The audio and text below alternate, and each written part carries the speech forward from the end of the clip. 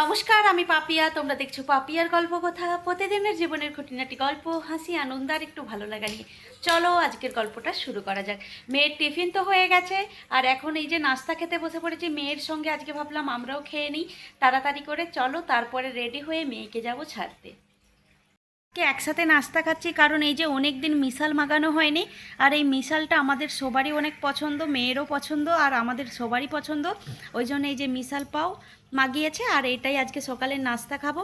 তাই ভাবলাম মাগানো হয়েছে যখন, চলো সবাই মিলে সকালের জলখাবারটা একসাথে খেয়ে নিই। এই বোতলগুলো আমরা অনলাইন থেকে মাগিয়েছি, আর এই বোতলগুলো কিন্তু যারা কম জল খাও তাদের জন্য অনেক ভালো।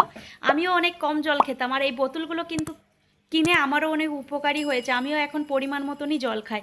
বোতলগুলো না তোমাকে এরকম সকালে উঠে তোমাকে অন করে দিতে হবে। তুমি জল ভরে এরকম অন করে দেওয়ার পরে না কিছুক্ষণ ছাড়াই তোমাকে জল খাওয়ার জন্য এরকম লাইট জ্বলবে আর একটু জোরে আওয়াজ হবে। তাই জন্য না অনেক জলও খাওয়া যায়।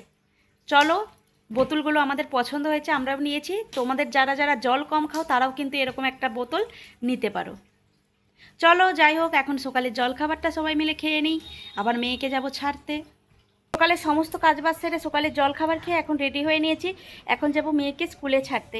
মেয়েকে স্কুলে ছেড়ে দিয়ে একবার যাব এটিএমে।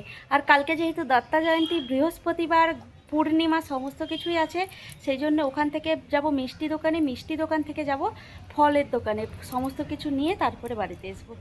চলো এখন তাহলে বেরোনো যাক। এই যে মিষ্টি দোকানে চলে এসেছি, চলো এখন মিষ্টি দোকানে গিয়ে মিষ্টিটা নিয়ে নিই। এই যে আমি চলে এসেছি এটিএমে, চলো এখন এটিএমে গিয়ে পয়সাটা তুলে নিই।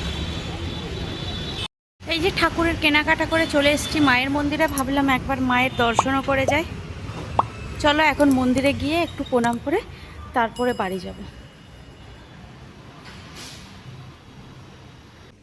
এই যে দশকর্মার দোকানে চলে এসেছি কাকিমার কাছে। এখানে কাকিমার সব কিছুই পাওয়া যায়। চলো এখান থেকে ঠাকুরের সমস্ত কিছু এবার নিয়ে নিই। এই যে ফুলও আছে এখানে, ফুল নেওয়া হয়ে গেছে, আর এই যে এগুলোও নিয়ে নিলাম।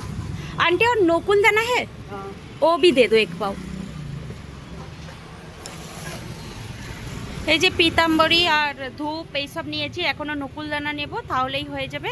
এরপরে যাব ফলের দোকানে। এই যে দেখো আমার সমস্ত ঠাকুরের বাজারপত্র করে নিয়ে চলে এসেছি। চলো এগুলো এখন গুছিয়ে দেই, ঠাকুরের বাজারগুলো। কালকে তো ঠাকুরের সমস্ত বাজার এনে আমি গুছাচ্ছিলাম, তোমাদেরকে দেখাচ্ছিলাম, কিন্তু গোছানোর পরে আমার শরীরটা এত খারাপ হয়ে গেছিলো না, কালকে আমি আর কিছু করতেও পারিনি, কোনো রকম ভিডিও করতে পারিনি। সেই জন্য এই যে পরের দিন সকালে আবার চলে এসেছি ঠাকুরের সমস্ত কিছু। এই যে পরের দিন আবার সকালে চলে এসেছি ঠাকুর ঘরে। আজকে যেহেতু বৃহস্পতিবার, দত্তা জয়ন্তী, পূর্ণিমা সমস্ত কিছুই আছে, সকাল সকাল চলে এসেছি ঠাকুর ঘরে। আজকে যেহেতু দত্তা জয়ন্তী, এই যে ঠাকুরের কাজটা এইভাবে সেই জন্যে সাজিয়েছি। আর এই যে সিংহাসনটাও সমস্ত কিছু গুছিয়ে নিয়েছি। এখন চলো পুজোটা করে নিই।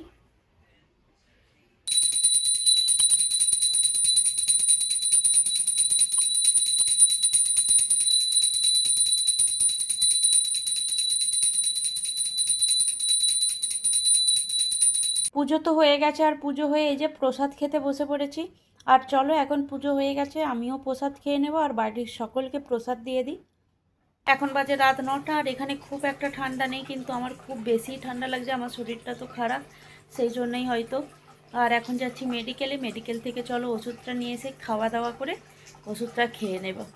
আজকের গল্পটা তাহলে এখানেই শেষ করছি। আজকের গল্পটা তোমাদের কেমন লাগলো অবশ্যই কমেন্ট করে জানিও। গল্পটা ভালো লাগলে লাইক করো, শেয়ার করো, সাবস্ক্রাইব করতে ভুলো না। সবাই ভালো থাকবেন, সুস্থ থাকবেন, দেখাবে নতুন আরও একটি গল্প নিয়ে। ধন্যবাদ।